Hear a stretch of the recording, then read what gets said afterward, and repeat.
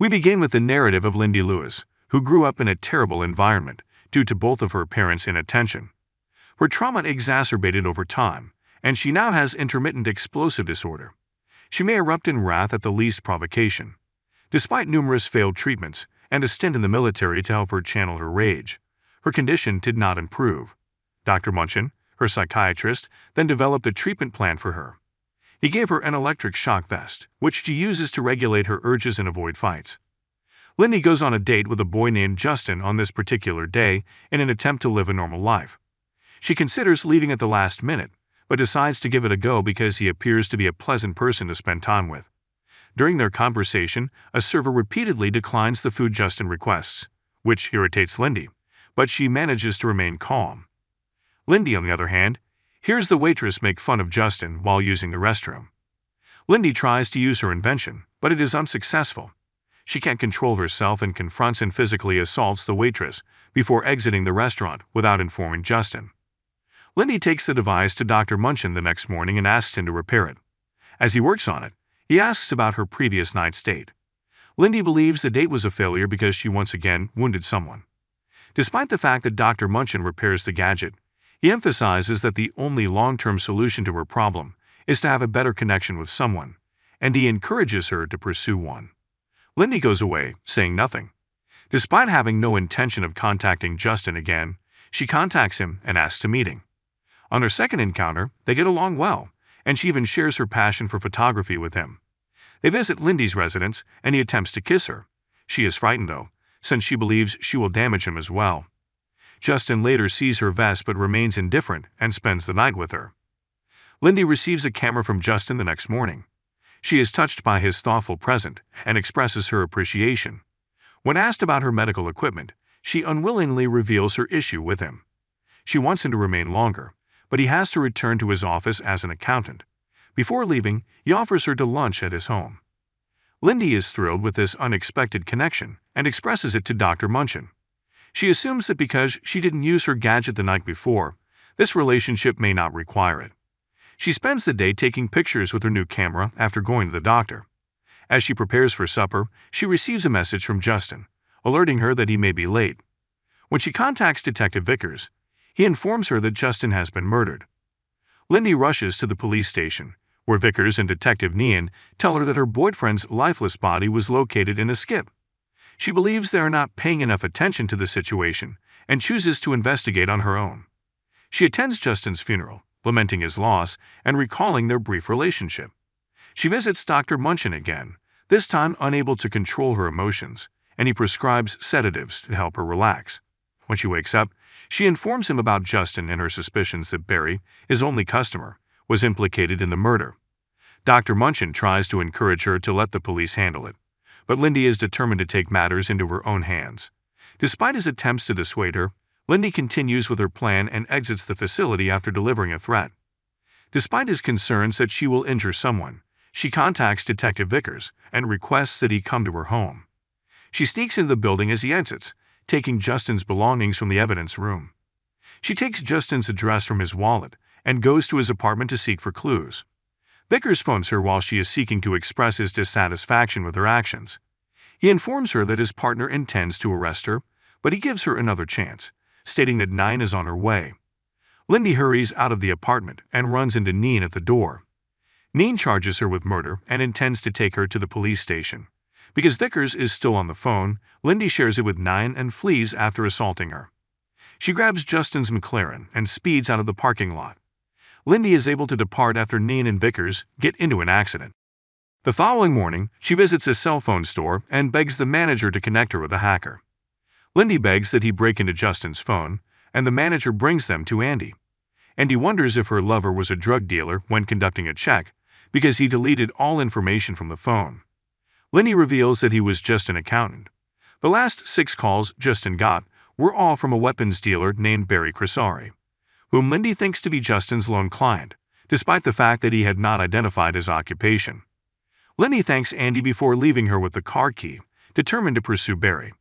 When she arrives at Barry's apartment, she realizes that he organizes paid fights. She confronts him about Justin's murder, but he refuses to reveal any information to her. Barry challenges Lindy to a fight with his three best men in exchange for the knowledge she needs, and she accepts. Barry tells her the outcome of the fight and takes her with him. After overcoming the three of them, Barry's men attempt to murder her in the car. Lindy, on the other hand, fights back and ultimately overwhelms them, compelling Barry to give her what she needs to know. Barry admits that Justin was murdered by his boss, Gareth Fizzle. He goes on to claim that finding Fizzle will be incredibly tough because he is a powerful man, and the government is unlikely to pursue him. Meanwhile, Detective Nean pays Vickers a visit in the hospital and informs him of Lindy's history of violence and assault due to her anger issues. Lindy enters after 9 has left the room and compliments Vickers on his previous warning. She also informs him that she has found the culprit and demands that he arrest Fizzle. But Vickers insists that they cannot act without evidence. When Vickers asks Lindy why she is so eager to find Justin's killer, despite the fact that they have only met a few times, she answers that he was the only truly decent person she has recently encountered. Vickers is moved by her concern and provides her Fizzle's address, but advises her not to go alone. Nean arrives and tries to arrest Lindy while they discuss the situation, but she manages to run once more.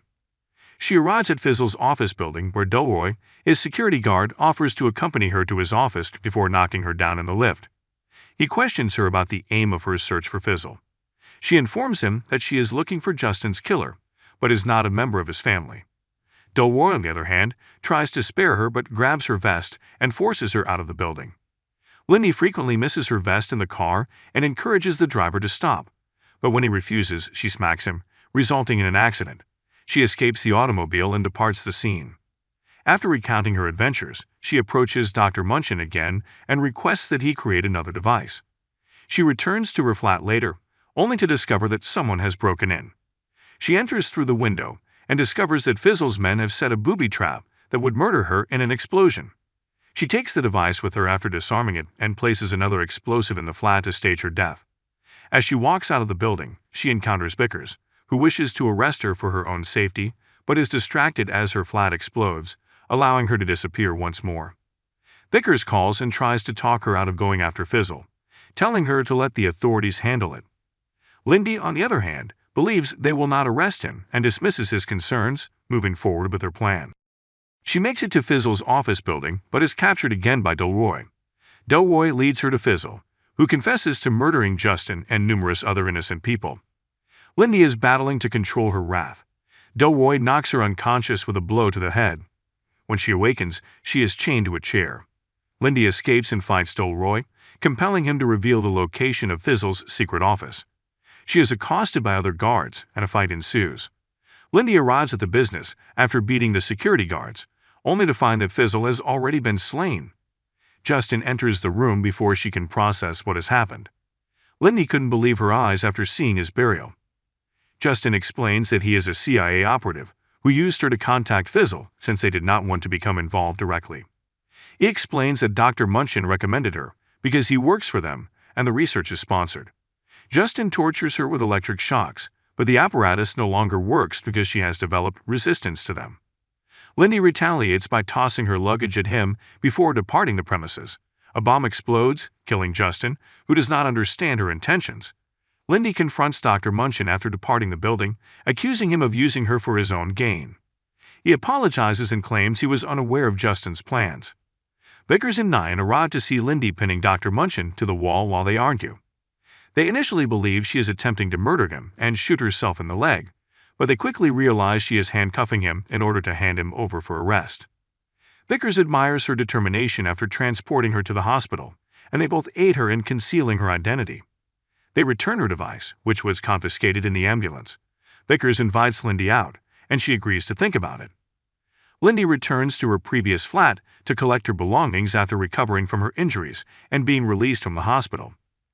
In the final scene, she is visited by an unidentified woman who subsequently exposes herself to be Justin's superior. Lindy has been under surveillance for several years, according to the woman. They intend to utilize her wrath to bring down bad individuals.